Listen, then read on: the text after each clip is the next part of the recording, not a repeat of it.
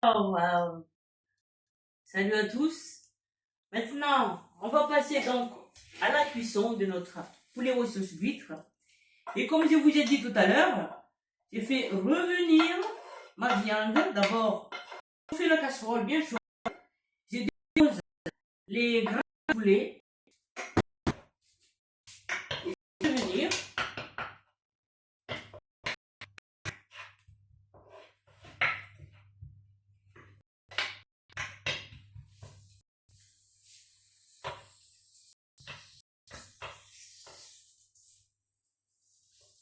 Maintenant que la casserole est bien bouillonnée de la graisse du poulet, je rajoute tout simplement les poulets à l'huile.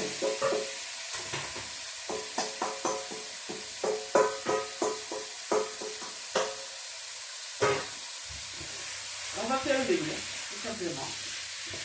Et la cuisine, le repas est moins gras, bien sûr, parce que moi-même, je n'aime pas les gras. Donc, je vais faire justement, surtout qu'aujourd'hui, il y a beaucoup de problèmes d'obésité et de malbouffe. Donc, je fais le plus naturel possible pour éviter tous ces ennuis-là. Voilà. Donc là, je tourne encore. Et en attendant que ça fait ça, j'ai l'idée, maintenant que ça me sent bien, d'envie de rajouter un peu de la calebasse, donc une courge, une sorte de courge, parce que il y a beaucoup de sortes de courges. Donc tout simplement, j'ai envie de rajouter dans mon poulet aux sauces d'huîtres un peu de calebasse.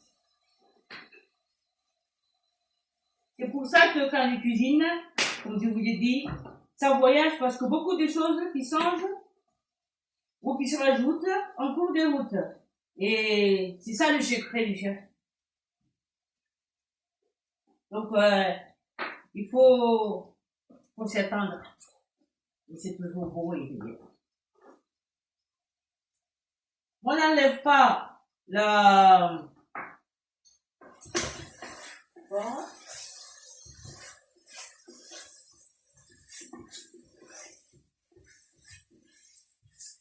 Voilà. L'origine de la boîte magique des épices. Là, ça me dit que je dois mettre un peu de coriandre. Donc, on va mettre là, du coriandre, il y a des épices. C'est pas les épices qui manquent, parce que vraiment, il y a tout ce qu'il faut. Et je ne mesure pas, ou presque jamais, parce que tout est vraiment, c'est pas mon intuition, même le sel, et apparemment, tout ce qui est ma cuisine, de toute ma cuisine, presque peu de personnes qui rajoutent du sel. Moi-même, je ne goûte même pas parfois, mais tout est toujours bon. Donc, c'est ça le secret de cuisiner mon entier. Donc, là,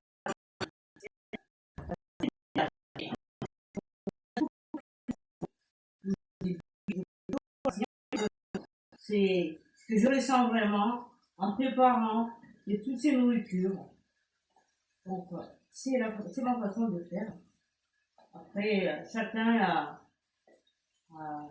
ses guides.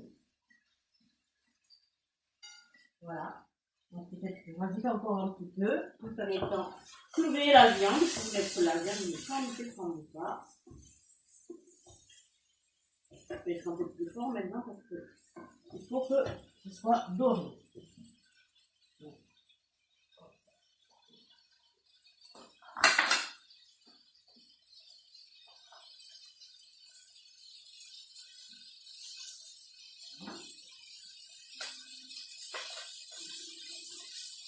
Voilà.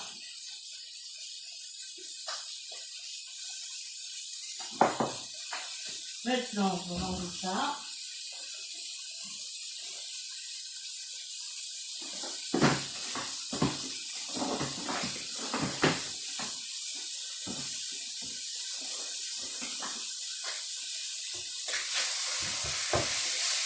je me balade, je voyage, vraiment c'est le plaisir de cuisiner quoi.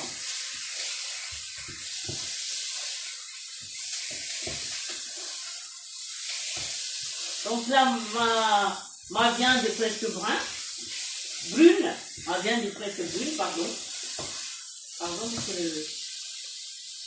Maintenant, je vais rajouter tout de suite les calebasses.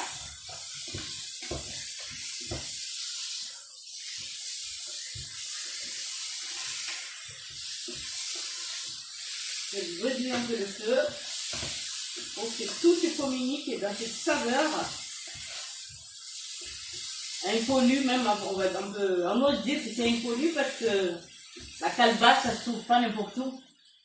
Donc, c'est pour ça que c'est aussi magique de toutes les saveurs de cette cuisine.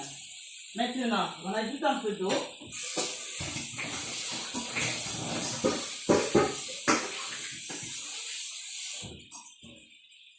On ajoute un peu d'eau petit à petit.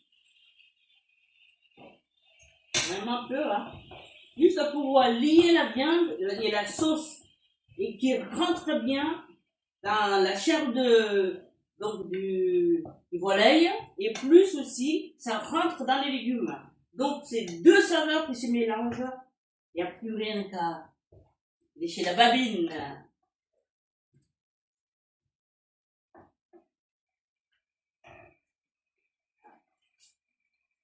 Le chaud. Pendant ce temps-là, je vais rendre un petit peu. C'est ça le plaisir d'avoir une grande cuisine. Hein. Ah, on va mettre un peu de poivre. Je rajoute un peu de poivre. Miam miam. Miam miam. Regarde cette saveur magnifique.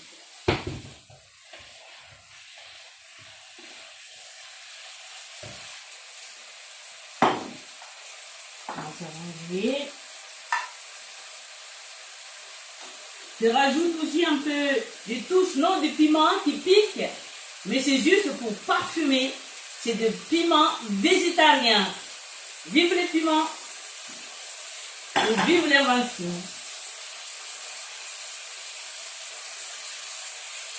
Parce que dans le temps de notre grand-mère ou grand-père, je ne sais pas si le piment végétarien existait déjà. En tout cas, je n'ai pas ce souvenir-là. Dans mon île et partout où j'ai visité. Ah, le parfum assuré. Si seulement je pouvais vous transmettre cette odeur, cette saveur, je l'aurais transporté vers vous. Bon, à tout à l'heure. Merci.